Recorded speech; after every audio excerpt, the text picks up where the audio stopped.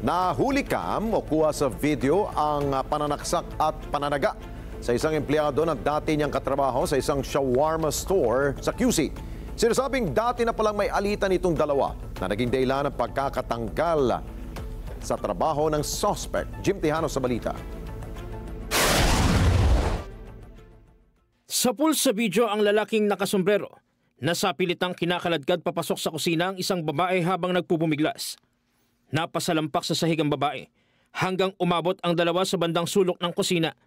Ang eksena nangyari mismo sa pinapasukan ng babae sa isang shawarma store sa isang mall sa Tandansora Avenue, Barangay Sangangdaan sa Quezon City, pasado alas 9 noong Sabado ng gabi.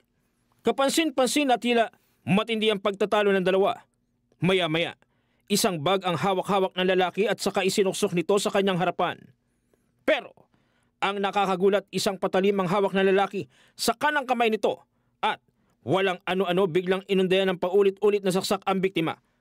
Ayon sa pulisya, posibleng planado ang pagpatay sa biktima.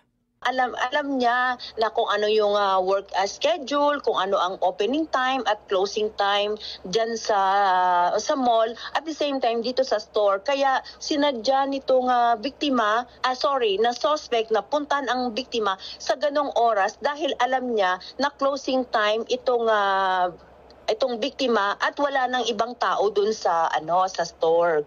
Tila hindi pa nakontento ang suspect. Makaraang kumuha ng mas mahabang patalim sa kusina at pinagtataga ang babae. Nagpambuno ang dalawa, nagkaagawan sa kutsilyo at patuloy na nanlaban ang babae sa pag-atake ng suspect. Saglit na wala sa kamera ang dalawa hanggang sa mapatakbo ang lalaki palabas pero sinundan ito ng biktima habang ito'y duguan.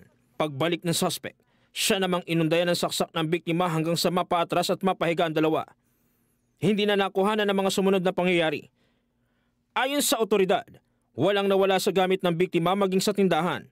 Isa sa nakikita ngayong motibo sa krimen, dating alitan sa trabaho. Ito pong suspect at ang biktima ay dating magkatandem dito sa mga stores at dati na silang magkasama sa trabaho for several months at nakaraang lamang 3 weeks ago ay nangyaring kinumpronta nitong biktima, itong suspect patungkol dito sa discrepancy ng kanilang inventory report. Sa ginawang masusing investigasyon, lumalabas na pumasok pa ang suspect sa kanyang trabaho noong araw na maganap ang karumal-dumal na krimen. Pero tila may kakaibang napansin ang katrabaho nito. Nung pumunta siya dun sa kanyang trabaho, mga 10 o'clock, nakita dun sa mukha nitong suspect yung mga kalmot. So may witness po na makapagsabi dun sa present na trabaho nitong suspect. Linggo ng umaga nang madiskubre na ang bangkay ng biktima na duguan, wala ng buhay at tadtad ng saksak sa kanang bahagi ng kanyang liig at ibang parte ng kanyang katawan. Agad kong tinawagan ng deputy ko na para i-verify yung area at pagdating nila sa area, hinanap nila yung nakakita di manunong pakamatay at nakita nila may duguan, agad kaming magpatawag ng PNP.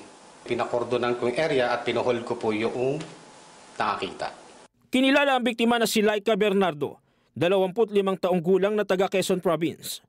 Sa tulong ng CCTV at ilang gamit ng suspect gaya ng ID, nakilala ang lalaki na si Eduardo Lagulao Jr.